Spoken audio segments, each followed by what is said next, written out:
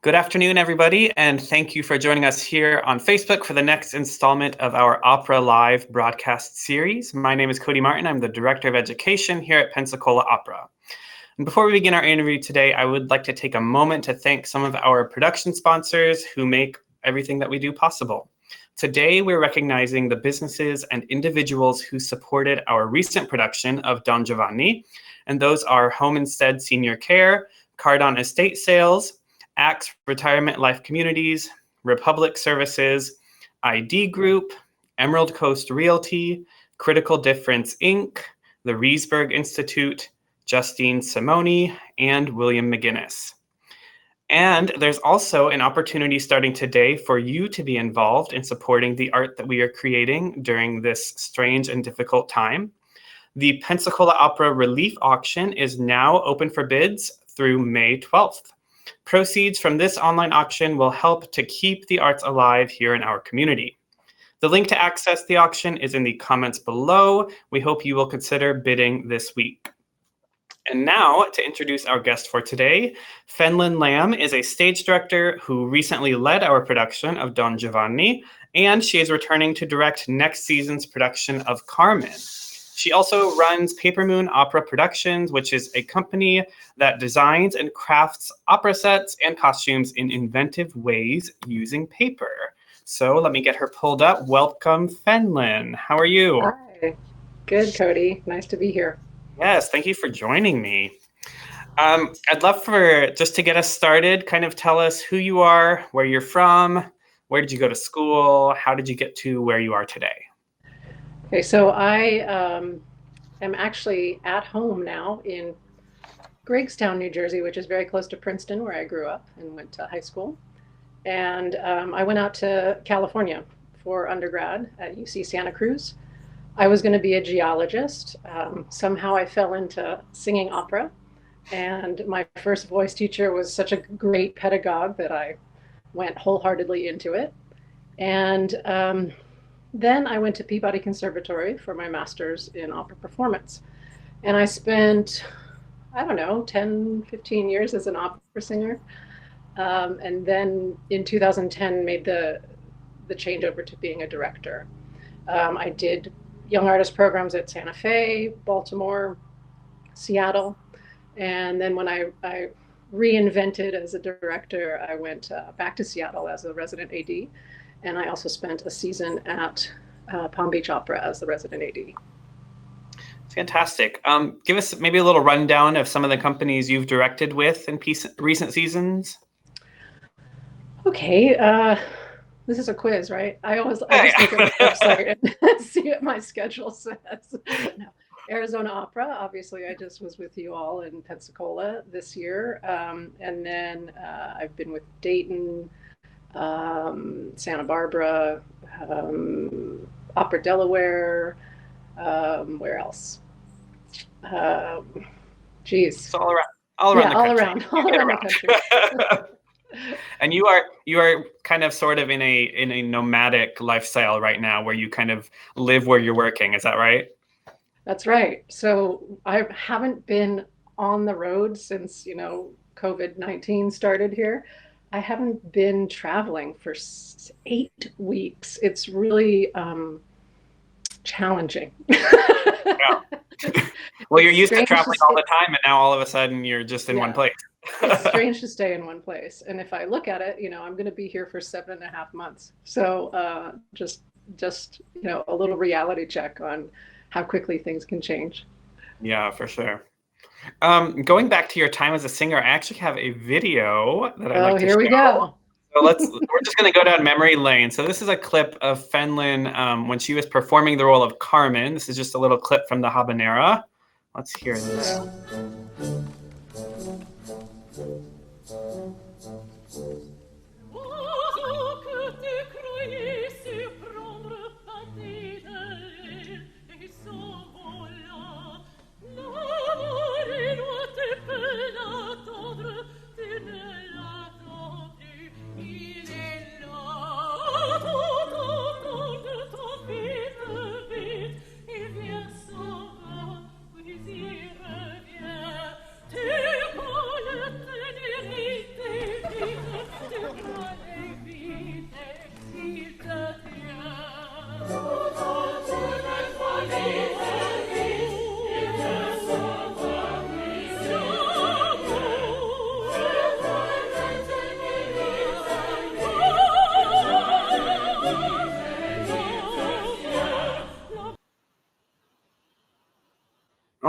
right.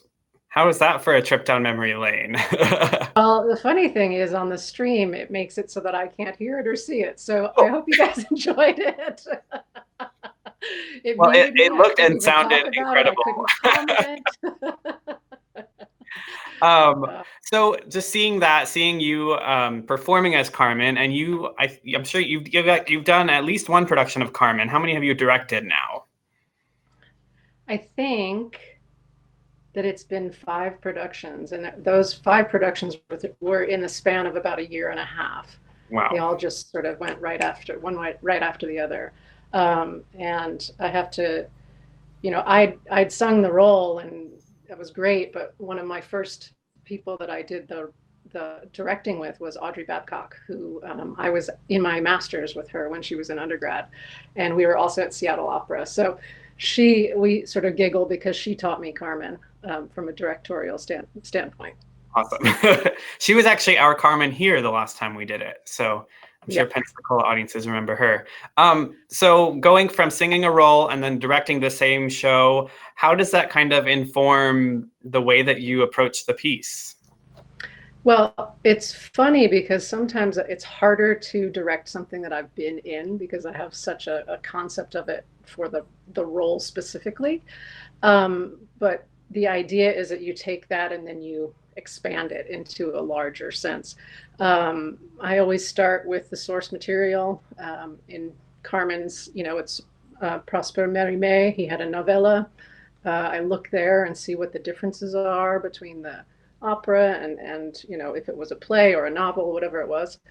And then, I dig into the time period it was either written or it's set in, so we can see if that, sort of gives me some ideas about who these characters are. And, in this case, we're looking at in between opera comique and verismo. So you can really see all through the opera that there's this comic bit here and there, and then there's this really intense Don Jose and Carmen have such a verismo feel to the characterizations.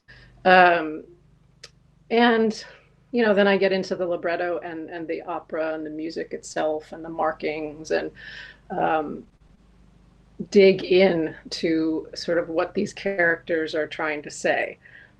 I have ideas about what the piece is, all, from a larger perspective, from a bird's eye view, and then each person who's singing it comes to it with great ideas as well.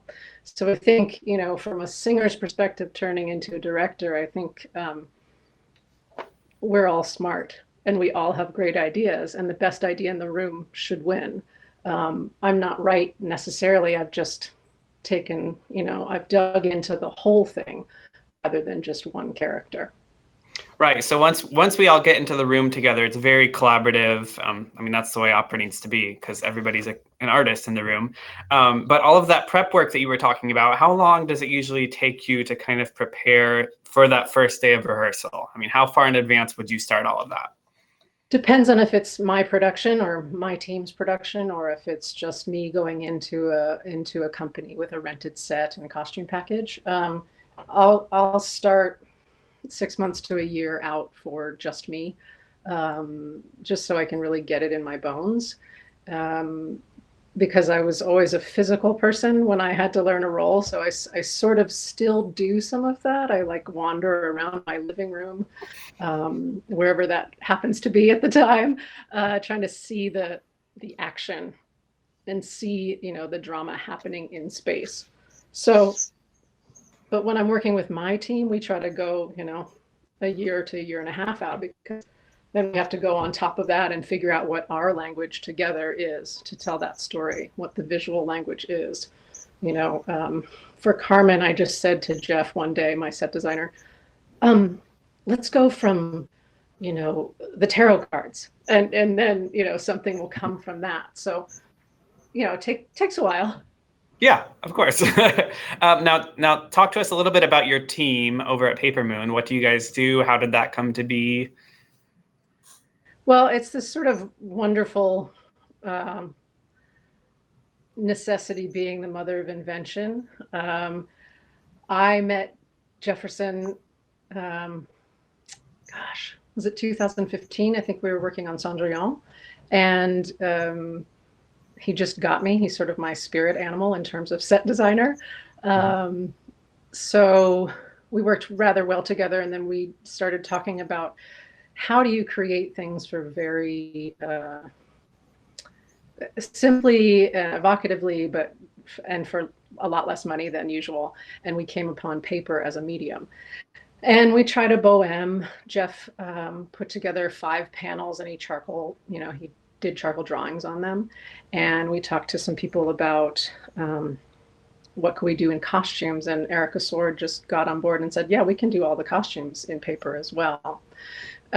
So I just sort of shrugged my shoulders and said, let's give it a shot. And then we fast forwarded. We just tried here and there, nothing huge. We did a Juliet letters that really, obviously, anything in paper feels, or that talks about letters or novels or, it feels like something that you can tell in paper. There's that. That was an Elvis Costello song cycle that I put together in a number of vignettes for young artists at Lyric Opera Kansas City. And, Jeff and I talked about how the paper makes you feel and how you understand what paper smells and feels like and sounds like, and just that very tactile sensory stuff going on. Right, yeah. And then, we finally came to a year at UMKC where they said, we can't give you any support. Good luck. And I said, oh, great. Well, let's try this paper thing out for real. Let's do Hansel and Gretel. And so my projection designer, Chris Kirkwood, was on that as well. And Jeff brought Maureen Thomas on board. And Zoe Still was our painter for that. And Brian Moore was our lighting designer. And it just was like this magic moment when I had all this, paper forest in my brain, in my head. And then all of a sudden they're bringing it all, and they're sort of, shrugging their shoulders and going, all right, Fenlon, whatever you say. And there's this moment when we're just sitting in the theater and we see it all, and it's come together and it looks magic. And we looked at each other side to side and we're like, this is it, this is it, this is paper, and it's working. And nobody who came to that production could really understand that it was in paper. So that's when we sort of knew we'd hit on something. Yeah, and the sets are incredible. I mean, that's a big thing, but I think the costumes in paper is really what is astounding. I'm thinking back to our Don Giovanni that we just did, and this costume here that Andrea is wearing is all paper. Yeah. How do you create that? How does that work?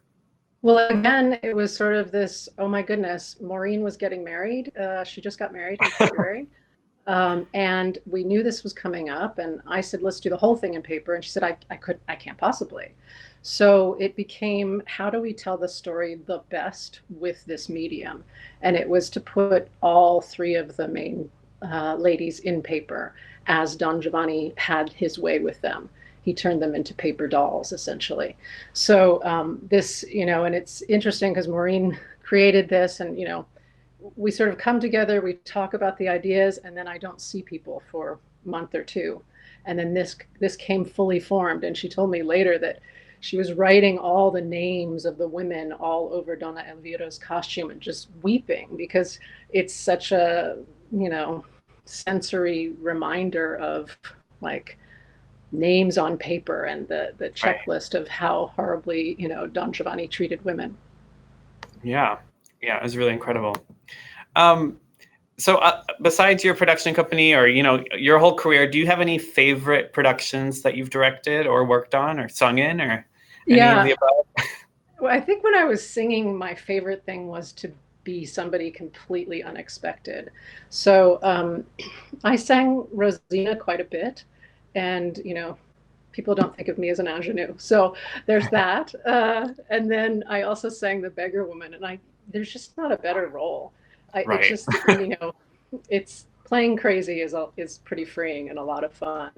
And then Mrs. Gross was also one, because I walk into a room to audition and everyone goes, "Oh, Carmen," or whatever, the concept is. Hmm. And I'm like, "No, let's do Mrs. Gross. How cool is that?" So, I mean, I was told, right up front, um, Mrs. Gross probably has to be sort of ugly and, we like hunched over, and I'm like, "Yeah, let's do this." Like that was the fun part for me. And then as far as directing, one of the first sort of bigger productions I did was Dutchman at Opera Carolina with Greer Grimsley. Oh, wow. And I'm, like nervous as hell and thinking like, oh my God, Greer Grimsley. But I come into the room and he goes, "I am so excited to do your Dutchman." And Oh, I that's just sort of so sat there and giggled like that and was like, "Well, okay, thanks." And, yeah.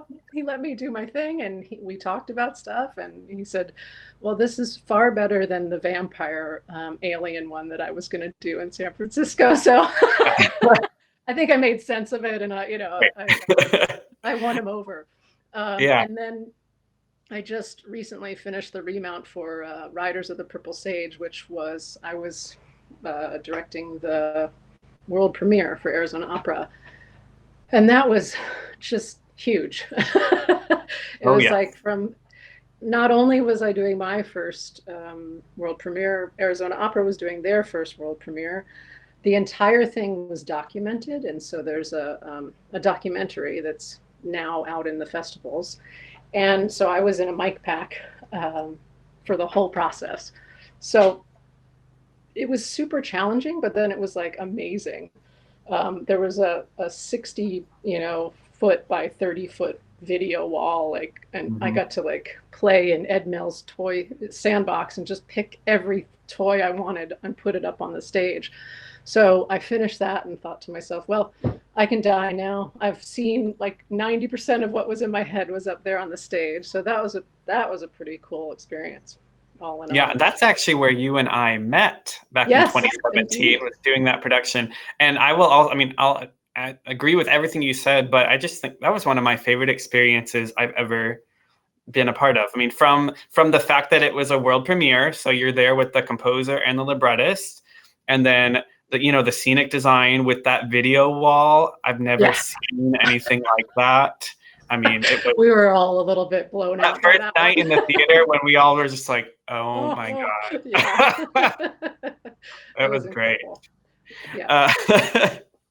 Uh, all right, so those are happy times. Now Yeah. let's talk a little bit about where we are now. Obviously, as you said, you're kind of out of work for a little bit. Most artists, I mean, virtually all artists have had contracts canceled, and work has fallen away. So, what is your outlook on the current situation going forward? What do we Yeah. do?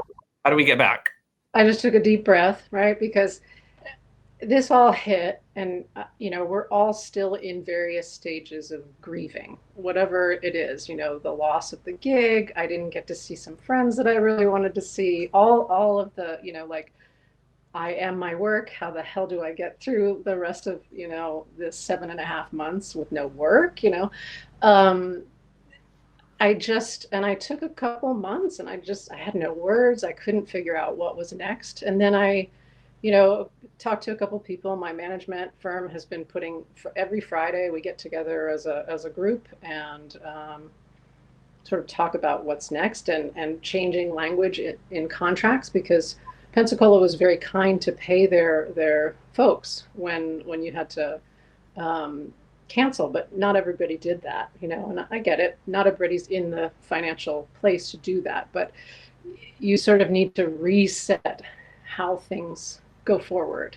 Mhm. And I think I talked to Daniel Biaggi a little bit, who's running Portland now, and we have to collaborate on a huge scale.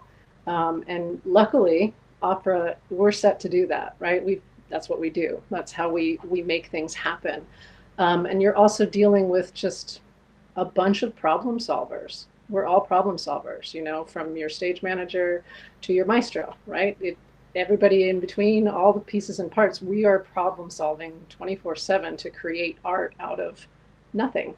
So Mhm. um, that gave me a little bit of hope, and then we're also all of us are out of the box thinkers, it's going to be difficult, but there's nothing to say that you can't change it up. I mean, I have this crazy idea that I'm just going to bring the circus to town. It's just going to happen to be an opera circus, right? Throw all those paper sets in a wagon and like roll on into a town, and there you are. There are ways. Maybe you lean on some local talent a little bit more, and you do a little bit more conceptual productions where the singers have to stand 6 feet apart because they haven't quarantined for 14 days. I don't know. Then you have dancers doing their parts, acting their parts. Yeah. Cool. Let's try something a little different than we've tried before.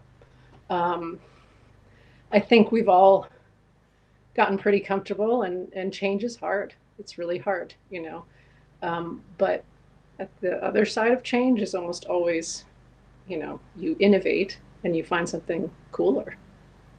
Yeah, and just this, I think for me, just the sense of everybody's so ready to get back to making art, that I think when we do, it's going to be so much more exciting and, enthralling than it was. I mean, everybody should do what they need to do to get through this. I get it.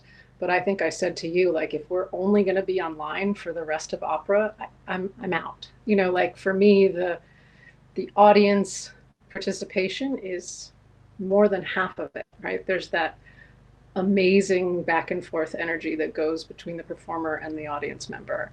And just to sit, like I remember sitting in that world premiere and people going, oh my God, do you see the clouds are moving? And I'm just smiling because it's just the coolest thing in the world, because it has to be felt and seen and, experienced in live time. Yeah. So Brittany's asking do you think that some more interesting and conceptual productions will come out of this current event? I hope so. I mean, because that's the first place my head went, was like, okay, nobody can be near each other and touch, and how the hell are you going to have rehearsal? Like I was supposed to do a Romeo and Juliet, and I saw it coming, and I went, we're not doing Romeo and Juliet. There's the whole love scene. There's no way, So I'm hoping that, I've always loved the idea that all of the arts come together in opera, right? So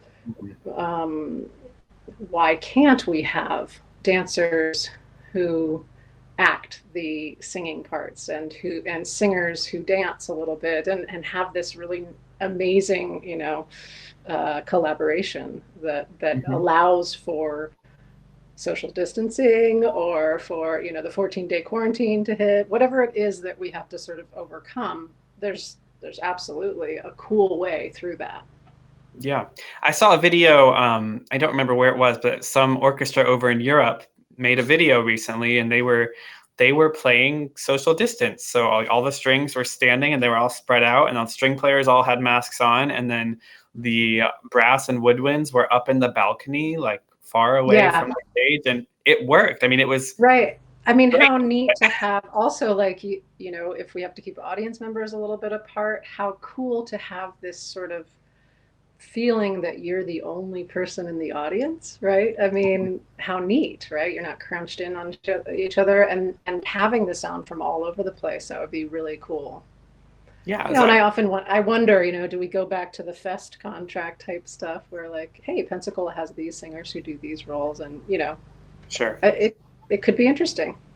Yeah, I guess we'll wait and see. Let's see. We have one more question right now, which was, what led to your choice to transition into directing from singing? I